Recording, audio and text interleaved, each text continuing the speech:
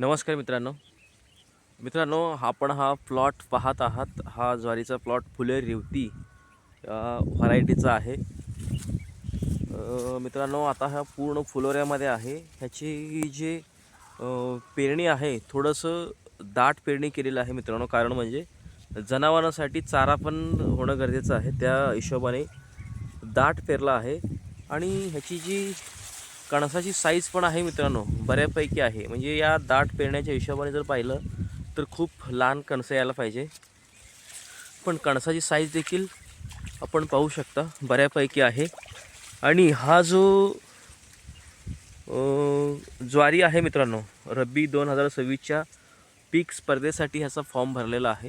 हा पूर्ण प्लॉट असाच आहे व्यवस्थित, म्हणजे याला खूप काळजी घेतलेली आहे मित्रांनो। म्हणजे ह्याला अमेरिकन लष्करी अळीच्या कंट्रोलसाठी 3 फवारण्या केलेल्या आहेत। त्यानंतर याला मायक्रोन्यूट्रिएंट, त्यानंतर 19-19, त्यानंतर ज्या काही स्प्रे ह्याला करावे लागतात त्या सर्व स्प्रे ह्याला केलेले आहेत, कारण उत्पादनामध्ये वाढ येण्यासाठी। आता ह्याला पाणी पण चालू आहे, आपण पाहू शकता। ह्याला पाणी पण 10-12 दिवस, म्हणजे ज्यावेळी पाण्याला येईल। जमीन खूप हलकं आहे मित्रांनो, जमीन जर पाहिलं की लाल माती आहे। ज्यावेळी पाण्याची गरज भासेल, म्हणजे असं ठराविक दिवसांनी नाही, पण ज्यावेळी गरज भासेल पाण्याची त्यावेळी ह्याला पाणी चालू करतोय आम्ही। आणि जेणेकरून ह्याचं उत्पन्न जास्त कसं येईल ह्याच्याकडे आमचं लक्ष आहे। हा टोटल 1.5 एकराचा प्लॉट आहे, पूर्ण प्लॉट असाच आहे। मला वाटतं जेणेकरून यामध्ये उत्पन्न जास्त आलं पाहिजे असा हिशोब आहे मित्रांनो। शक्यतो येणारच आहे, कारण म्हणजे ह्याला व्यवस्थित सगळं नियोजन चांगलं चालू आहे। आणि दुसरी गोष्ट मित्रांनो, या वाहनाचं म्हणजे वैशिष्ट्य उत्पादन जास्त आहे आणि चारा पण चांगला आहे मित्रांनो। जनावर चारा पण व्यवस्थित खातात। तर आपण जर करायचं असेल तर फुले रेवती करू शकता। वाण एकदम भारी आहे मित्रांनो।